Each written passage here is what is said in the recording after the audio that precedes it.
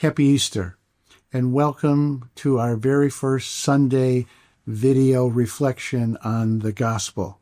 I really hope and pray that these reflections inspire you, bless you, and most importantly, open you up to the presence of God's love and light, truth, beauty, and goodness that is already percolating in your deepest depths. So today is Easter, and I'm obviously going to reflect on the Easter experience and its relevance for our lives. There's a question that I'm often asked. Do you really believe that Jesus was raised from the dead, and does it really make a difference? So first of all, I want to say, yes, I do believe it. Jesus' bones are not rotting in some Middle Eastern grave. Yogananda, Paramahansa Yogananda, believed the same thing. Secondly, it does make a difference. If our spiritual life is just merely psychological, if the resurrection is just meant to make us feel good for a moment, that's okay, but there's no power of transformation in that. If Jesus did rise from the dead, if he truly overcame the power of death, then the implications for your life and my life and the collective lives of humanity is very significant. So let me try to explain it this way. Paramahansa Yogananda said that God is love. His plan for creation is rooted only in love. Who was Jesus? At one level, Jesus fully embodied that love of God, that divine love. He was fully transparent to love, and that love flowed through him, and it defined him. There's also a quote that's very significant in this context by Teilhard de Chardin, a Jesuit priest and scientist. He said that love is the most powerful force in creation and the least understood. So how do we know that love is the most powerful force in creation?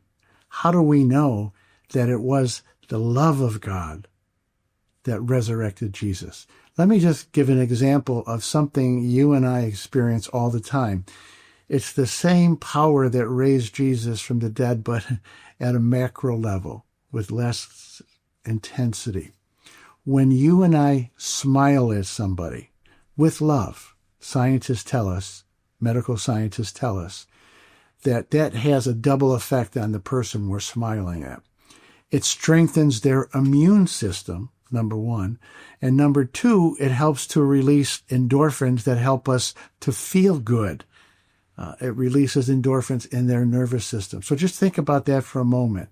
When we love someone else, when we just smile at someone with love, the energy, the force of our love that is emanating from us and touching them has a positive impact on their physiology, and also has a positive impact on our physiology. It strengthens our immune systems at the same time and releases endorphins in us. But that's the power of love that we all experience at different times. Again, the only difference between that and Jesus' experience of the resurrection is that love was at a much more intense level. I'll say it this way. Okay? We do not know the limits of what's possible when we are fully surrendered to God's love, when we're fully transparent to God's love as Jesus was. In fact, what I want to dare to say is that there are no limits to the degree that we have surrendered to love. What I want to do is I want to break down very quickly the gospel story for today, and then give some thoughts about how we can nurture the force of this resurrection love in our own lives every day. The first thing we're told is that there were some women, Mary Magdalene, Mary the mother of Jesus, and some other women, were on their way to the tomb. And we are told that it was the first day of the week. Now, if you were a Jew living at the time of Jesus, the first day of the week was code language for the first day of creation that we hear about in Genesis. So what's the first message that the gospel is giving us today? that with the resurrection of Jesus, that new possibilities are emerging for you and for me individually, but for humanity collectively. That the force of God's love has entered human history, this human realm, with a greater heightened intensity. Again, it's like a new creation. Secondly, we can't skip over that these were women. And I want to say why that's important. First of all, women in the time of Jesus had virtually no rights. If you were a married woman, you were literally the property of your husband. Women could not be priests in the temples, and they could not be rabbis. They could not be teachers. And they were second-class citizens. Secondly, they were from Galilee.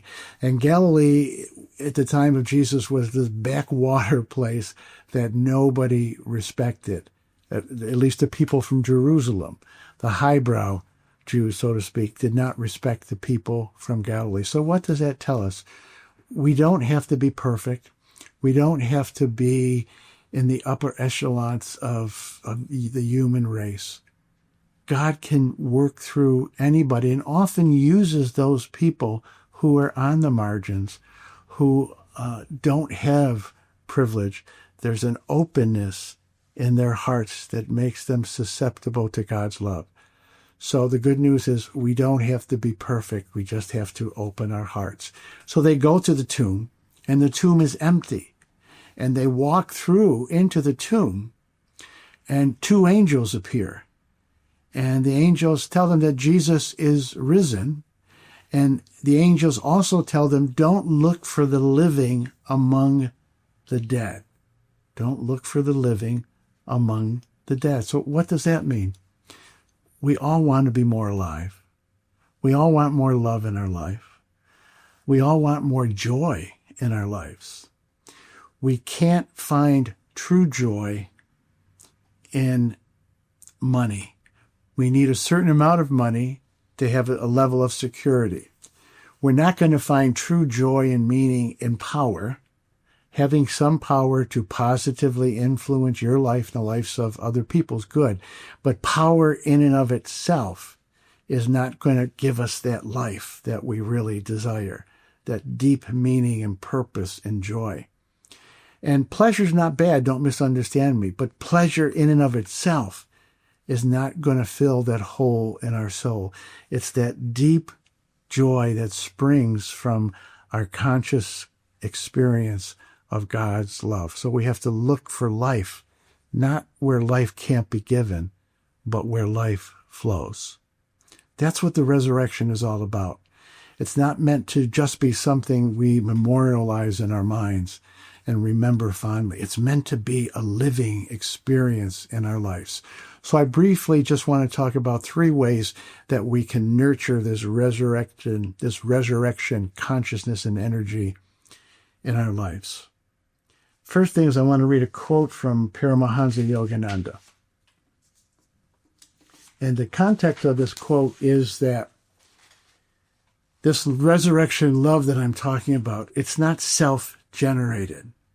I can't make it happen. It freely flows from God to us, but we have to be open to it, and we have to know where to look for it. So let me read this quote from Paramahansa Yogananda. It is an erroneous assumption of limited minds that the great ones, such as Jesus and Krishna and other divine incarnations, are gone from the earth when they are no longer visible to human sight. This is not so. Jesus Christ is very much alive and active today, in spirit and occasionally taking on flesh and blood form. He is working unseen by the masses for the regeneration of the world and us individually. With his all-embracing love, Jesus is not content to merely enjoy his blissful consciousness in heaven. He is deeply concerned for humankind and wishes to give his followers the means to attain the divine freedom of entry into God's infinite kingdom, entry into God's love. So this first point is Jesus is alive and well. Jesus is very present to all of us if we are open. If you practice Kriya Yoga, we say the same thing with the Kriya Gurus. Their grace is present.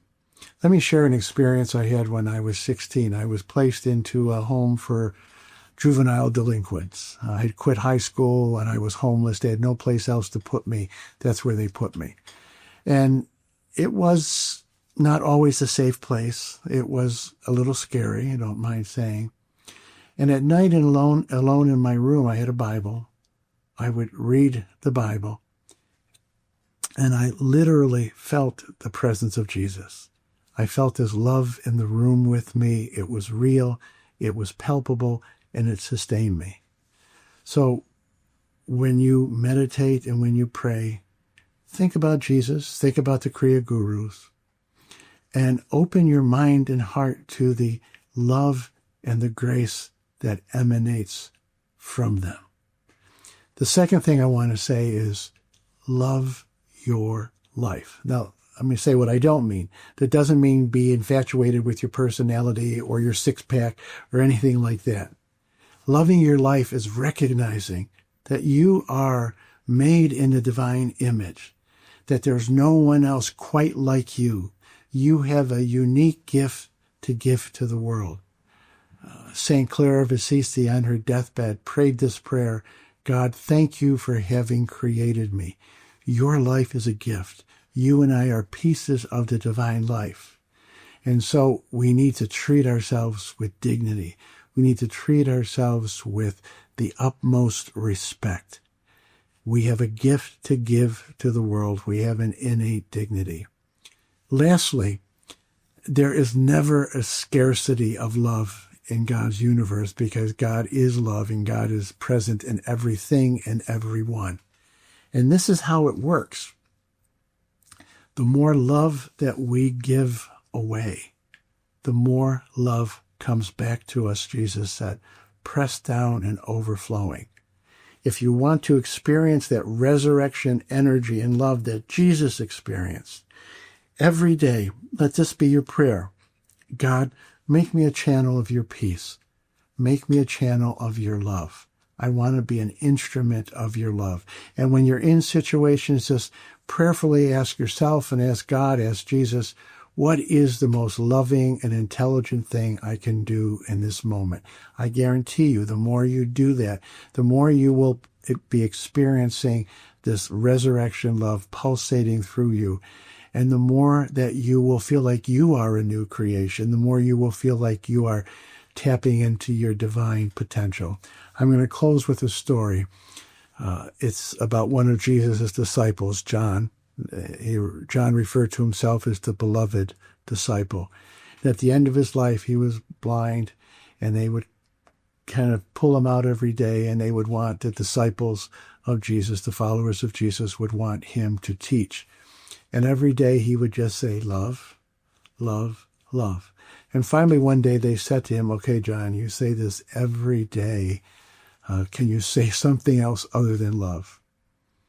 And he said to them, okay, when you love, then I will teach you something else. And then he paused and said, no. Once you love, I don't need to teach you anything else, because God is love. And when we love, we experience God. Thank you. Happy Easter. Have a great day.